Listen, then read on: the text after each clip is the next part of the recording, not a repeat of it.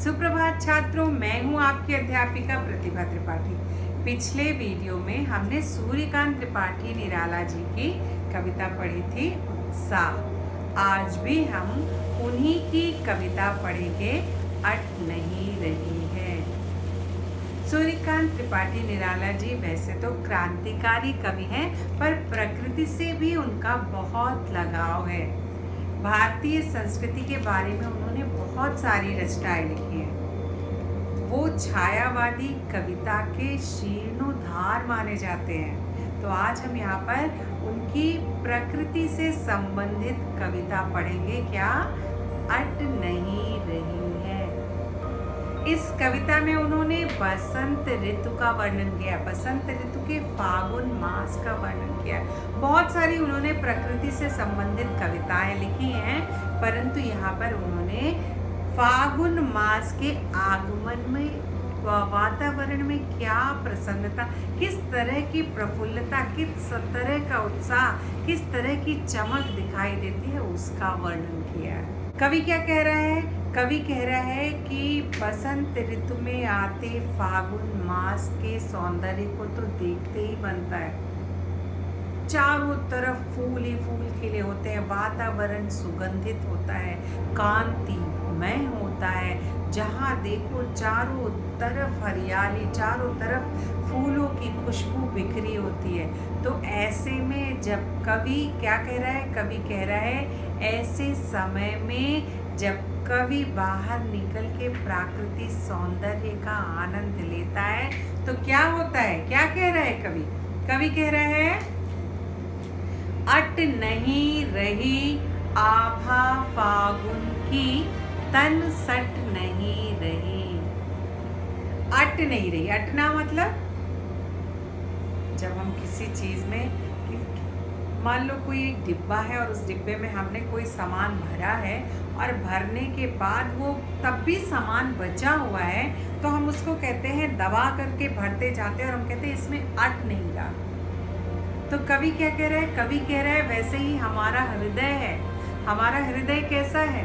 हमारा हृदय ऐसा है कि इस प्राकृतिक सौंदर्य को देखने के बाद भी हमारा जी भर नहीं रहा है, अट नहीं रहा है, समा नहीं पा रहा, उसमें वो सौंदर्य समाहित नहीं हो पा रहा है। तो क्या कह रहे हैं? अट नहीं रही आभा फागुन की, तन इस हृदय में समा नहीं पा रहा, सट नहीं रही, समा नहीं पा रहा है।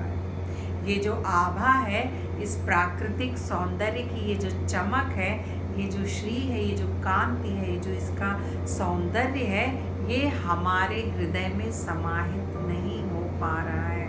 वो बाहर निकल रहा है, वो चारों तरफ बिखर जाना चाह रहा है और इतना सौंदर्य है कि ये हमारे दिल में, हमारे हृदय में समाहित नहीं हो पा रहा है।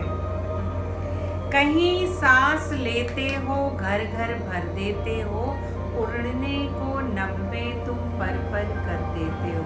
कवि क्या कह रहा है? कवि कह रहा है हर जब वातावरण में उन पुष्प के जो महक है, जो खुशबू है, वो प्रत्येक व्यक्ति के घर घर में समाहित है, वो प्रत्येक व्यक्ति के हृदय में समाहित है।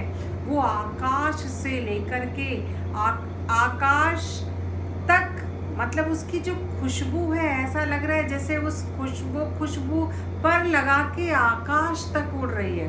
उड़ने को नभ में तुम पर कर देते हो। कहीं सांस लेते हो घर घर भर देते हो, उड़ने में नभ के तुम पर कर देते हो। ऐसा लगता है जैसे वो खुशबू आकाश तक उड़ जाना चाह रही है, पंख लगाकर उड़ जाना चाह रही है। आँख हटाता हूँ तो हट नहीं रही है। कवि कह रहा है सौंदर्य इतना सुहाना है, इतना प्राकृतिक सौंदर्य को देखने में आनंद की अनुभूति हो रही है कि उस अनुभूति से कवि परे होना नहीं चाह रहा है। कवि अपनी आँख उस दृश्य से हटाना नहीं चाह रहा है। आँख हटाता हूँ तो चाह कर भी मैं मुंह फेरता हूँ तो वापस फिर से मैं उसी दृश्य को देखने के लिए आतुर हो जाता हूँ। हट नहीं रही आभा फागुन की, तनसट नहीं वे। पत्तों से लदी डाल, कहीं हरी कहीं लाल, कहीं पड़ी है उर्मे मंद गंध पुष्पमाल, पाट पाट शोभा श्री पट नहीं रही है। कवि कह रहा है कि चारों तरफ जो वातावरण है, चारों तरफ जो सौंदर्य है, वो ऐसा लग रहा है जैसे प्रकृति ने फूलों का हार पहन रखा हो, पुष्पों का हार पहन रखा हो। इतना सुंदर चित्रण, कहीं पर लाल पत्तियां, कहीं पर हरी पत्तियां, कहीं पर लाल पुष्प, कहीं पीले, कहीं गुलाबी पुष्प। ऐसा लग रहा है जैसे प्रकृति ने चारों तरफ से सुंदर पुष्पों की माला पहन रखी हो। पाट पाट ये शोभा श्री, शोभा श्री यानी शोभा श्री यानी यश, श्री यानी कांति, श्री यानी मान, श्री यानी सम्मान। जो प्रकृति की कांति है, जो आभा है, जो शोभा है, वो इस पृथ्वी पर समाहित नहीं हो पा रही है, अट नहीं रही है। वसंत ऋतु के फागुन मास के सौंदर्य को देखकर कवि कहता है कि इस सौंदर्य को देख करके उसकी आंखें उस सौंदर्य से परे नहीं जा रही हैं, और कितना चाह कर भी वो अपने दिल में उस सौंदर्य को बसाने की कोशिश कर रहा है, पर उस सौंदर्य का प्रभाव इतना तेज है कि उसके हृदय में वो पूरा समाहित नहीं हो पा रहा है।